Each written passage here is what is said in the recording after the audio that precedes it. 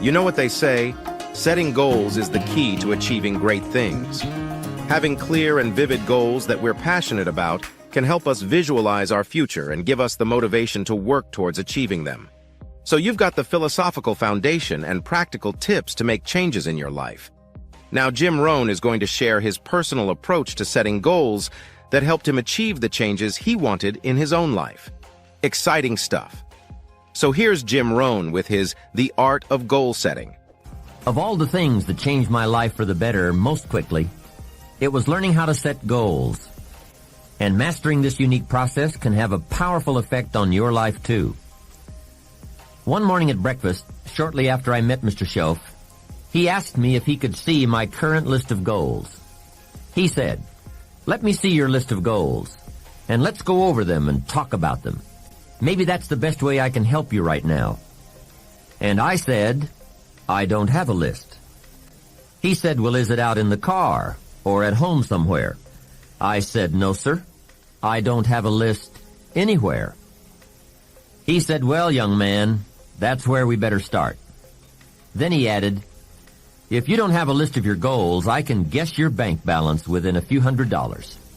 Which he did, and that got my attention. I said, "You mean that if I had a list of goals, that would change my bank balance?" He said, "Drastically." That day I became a student of how to set goals, and sure enough, when I learned how, my whole life changed. My income, my bank account, my personality, my lifestyle, my accomplishments. So I'd like to share with you the best I have learned and practiced on goal setting. First of all, I'd like to say that we are all affected by 5 factors. The first is environment. The second is events. The third is knowledge. The fourth is results. And the fifth, and often overlooked factor that affects our lives is our view of the future. Our dreams. I won't get into all of these influences here, but let me concentrate on the fifth one, dreams. Of all these 5 influences, make sure your dreams are the greatest influence on your daily decisions and activities. Put another way, make sure that the greatest pull on you is the pull of the future. For your dreams to greatly influence you, for the future to pull you, your future must be well planned. There are 2 ways to face the future. One is with apprehension, the other with anticipation. Guess how many people face the future with apprehension? Why? They don't have it well designed. And without really thinking about it, they have probably bought someone else's view of how to live.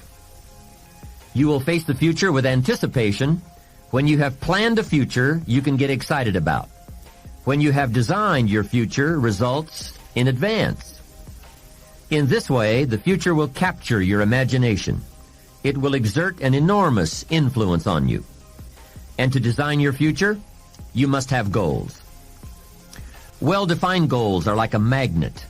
They pull you in their direction, and the better you have defined them, the better you have described them, the harder you work on them, the stronger they pull. And they pull you through all kinds of difficulties, too. Without goals, it is easy to let life deteriorate to the point where you're just making a living. It is not difficult to get trapped by economic necessity and settle for existence rather than substance. We all have a choice. We can either make a living or design a life. Mr. Schoaf said to me, "I don't think your current bank balance is a true indicator of your level of intelligence." I was happy to hear that. He said, "I think you have plenty of talent and ability, and that you're much smarter than your bank balance indicates." And that turned out to be true. I was much smarter. My question to him was, then why isn't my bank balance bigger? And he said, "You don't have enough reasons for accomplishing great things. If you had enough reasons, you could do incredible things. You have enough intelligence, but not enough reasons." That's the key. If you had enough reasons. In my years of study, I've also discovered this. Reasons come first, and answers come second. Life has a strange way of hiding all the answers and disclosing them only to people who have been inspired to look for them, who have reasons to look for them. Put another way, when you know what you want, and you want it badly enough, you will find ways to get it. The answers, the methods, the solutions will become evident to you. Hey, what if you had to be rich? Are there any books and tapes on the subject? The answer is yes. There are plenty of good ones. But if you don't have to be rich, you probably won't read the books or listen to the tapes. What drives us to find the answers is necessity. So work on your reasons first, answer second. Now, what are some of the reasons for doing well? It varies from person to person. I'm sure that if you did a little soul searching, you could come up with a fairly strong list of reasons why you want to accomplish great things. There are personal reasons, sometimes uniquely personal reasons. Some people do well for the recognition. Some do well because of the way it makes them feel. They love the feeling of being a winner. That's one of the best reasons. I have some millionaire friends who keep working 10 to 12 hours a day, making more millions. And it's not because they need the money. It's because of the joy, pleasure, and satisfaction that come to them from being constant winners. To them, money is not their main drive. It's not the money. It's the journey.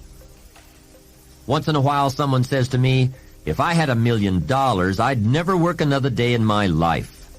Hey, that's probably why the good Lord sees to it that he doesn't get his million. Because he just quit. Family is another reason, or motivator for doing well. Some people do extremely well because of other people. And that's a powerful reason. Sometimes we will do things for someone else that we would not do for ourselves. We are made that way. I met a man who once said to me, Mr. Rohn, to do everything I want to do around the world with my family, I need at least $250,000 a year. I thought, incredible. Could a man's family affect him that much? And the answer is, of course. How fortunate are the people who find themselves greatly affected by someone else. It's powerful. Benevolence, the desire to share, can be a powerful reason for wanting to achieve. Some people do extremely well gathering up resources, so they can then be benefactors. When Andrew Carnegie, the great steel magnate, died, his desk was opened, and in one of the desk drawers was found a slip of paper. On that slip of paper, Mr. Carnegie had written his goal for his life, and he wrote it when he was in his 20s. On that slip of paper he had written, I'm going to spend the first half of my life accumulating money. I'm going to spend the last half of my life giving it all away. That's terrific. He was so inspired by that goal that during the first half of his life he accumulated $450 million. And during the last half of his life, he gave it all away. How powerful. What has you turned on? What has you getting up early, hitting it hard all day and staying up late? What has you inspired? Next question. What's got you turned off? When I found the answers to those two questions, my life exploded into change. I finally found out what negative philosophy of life I had allowed to limit me and had me turned off. And I got that cured. Then I found a long enough list of reasons to turn me on. And once the lights went on for me, at age 25, they have never gone out. I've fallen out of the sky a few times, but I've never lost that drive to do something unique with my life.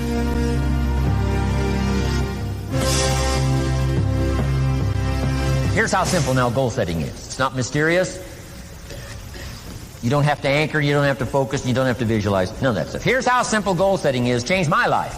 Decide what you want and write it down. I mean, that's how profound this stuff is. Decide what you want and write it down. Make a list. Where do you want to go? What do you want to do? What do you want to see? What do you want to be? What do you want to have? What do you want to share? What projects would you like to support? What would you like to be known for? What skills would you like to learn? Some extraordinary things you'd like to do, ordinary things you'd like to do, right? Silly little things you'd like to do, very important things you'd like to do. Decide on all that stuff and write it down, write it down, write it down. That's how simple this stuff is. And it's your own private list. If it's really private, on your list, put some stuff in code where nobody can understand it if this list fell into unfriendly hands. Okay. And simple things, whatever. Foolish things, doesn't matter. It's your list. I had a little revenge on my first list. Budget finance, who used to harass me. I got 2 or 3 payments behind. This one guy called incessantly. Said, we're going to come get your car, drag it rear end up down the street in front of your neighbors. Put me down something fierce. When I met Shof, got my life straightened out, one of the first things on one of my lists was budget finance. And when I finally got the money, I needed a little drama in my life. Finally got the money to pay him off. I put it in small bills in a big briefcase. Walked into the budget finance office on Wilshire Boulevard in Los Angeles. The guy who harassed me so often, his desk was about 3 back. I opened the door, walked in, right up to his desk, stood right in front of him, never said a word. He said, well, what are you doing here? Didn't say a word. I opened up this briefcase, dumped this pile of money all over his desk. I said, count it. It's all there. I'll never be back. Turned around, walked out, slammed the door. Now that might not be noble, but you got to try it at least one time. Pay off with a little drama.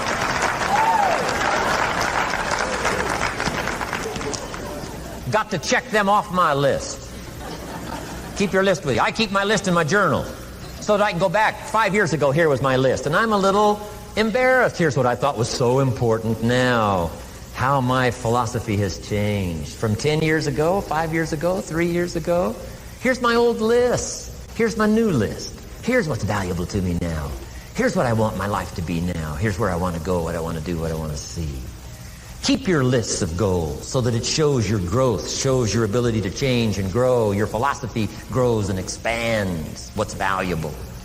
Setting goals. It doesn't matter how small, foolish it is. Put it on your list. My Japanese friend, Toro Ikeda, put on his first list, a Caucasian gardener. Good morning. Thought that was good.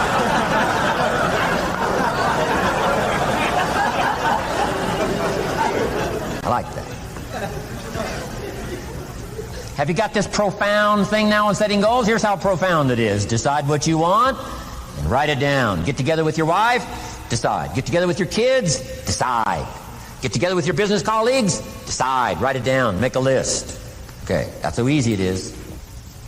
Now let me give you one more scenario on setting goals. When I started making my first list, Mr. Shof said, Mr. Rohn, looks like we're going to be together for a while. He said, I've got a suggestion for you. He said, I think one of the first goals you ought to set, you're a 25-year-old American male, sure you've made some mistakes, but now you're on the road to better things. You got a family, worth it. Reasons makes the difference. And he said, you've got every reason to do this. He said, why don't you, among all the goals you're going to set, he said, why don't you set a goal to become a millionaire? A millionaire. This is America. All the possibilities are available. Why don't you set a goal to become a millionaire? He said, it's got a nice ring to it. Millionaire. Enough zeros to impress your accountant? Millionaire. And he said, here's why. Now I thought, the man doesn't need to teach me why. I'm thinking, wouldn't it be great to have $1 million? He said, no, that's not it. Here's why. And I had one of the greatest lessons I ever learned, and I'm about to share it with you. This will be worth the price of being here today if you can capture what I'm about to share with you. Here's what Mr. Shof said. Set a goal to become a millionaire. And he said, here's why. For what it will make of you to achieve it. And I got one of the greatest classes in one sentence I've ever received in my life. Set a goal that'll make you stretch that far. for what it will make of you to achieve it.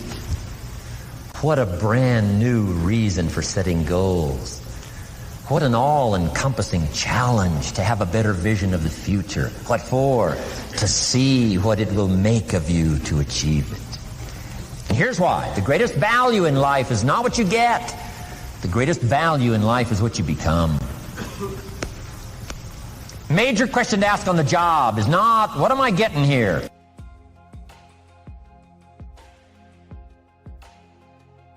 That's not the major question. The major question to ask is, what am I becoming here? It's not what you get that makes you valuable, it's what you become that makes you valuable. So Shoaff said, set a goal to become a millionaire. For what it will make of you to achieve it. Let me give you the key phrase on setting goals. Set the kind of goals that will make something of you to achieve them. Set the kind of goals that will make something of you to achieve them. Always keep that in mind. What will this make of me? If I set this goal and go for it, not only will I achieve it, but what will it make of me in the process? What a whole new concept on setting goals. Now there's two parts to this, and then we're wrapping up goals. Here's the first part now on this goal setting for what you become. Number one, don't set your goals too low. Interesting, we teach in leadership. Don't join an easy crowd. You won't grow. Go where the expectations are high. Go where the demands are high. Go where the pressure's on to perform, to grow, to change, to develop, to read, to study, to develop skills. I belong to a small group. We do business around the world. You cannot believe the expectations at that level. What we expect of each other in terms of excellence. Far beyond average. Why? So that we can each grow, so that we can receive from the group, we can contribute to the group. Something unprecedented. It's called living at the summit. Go where the demands are high. Go where the expectations are strong, so that it'll provoke you, push you, urgently insist that you not remain the same for the next couple of years, the next 5 years, that you'll grow and change. So don't set your goals too low. The guy says, well, I don't need much. Well, then you don't need to become much. Now here's the last part on setting goals. Don't compromise. Don't sell out. There were some things I went for back in those early years that I paid too big a price for. If I'd have known how much it was going to cost me, I never would have paid, but I didn't know. Don't sell out. Ancient phrase says, count the cost, count the cost, count the cost. An ancient story says, Judas got the money. You say, well, that's a success story. No. It's true, 30 pieces of silver in those days was a sizable fortune. You say, well, if a guy's got a fortune, right, that's a success story. No, you don't understand. His name was Judas. Doesn't that ring a bell? Judas. You say, oh, yes, Judas, the traitor. That's right, the traitor got the money. Doesn't that change the story? And the answer is, of course, it changes the story. Interestingly enough, after Judas gets the money from becoming a traitor, he's got the money in his hot little hand, and now he's unhappy. Somebody says, well, if you had a fortune, how could you be unhappy? Well, he wasn't unhappy with the money. He was unhappy with himself. Key phrase, the greatest source of unhappiness is self-unhappiness. The greatest source of unhappiness doesn't come from outside. The greatest source of unhappiness comes from inside. And here's where the erosion starts, doing a little less than you could. That's where the beginning little infection of unhappiness starts, doing a little less than you can, not feeling that good about yourself. So don't let that happen. Judas is unhappy. He says, what'll I do? He says, oh, I'll just take the money back.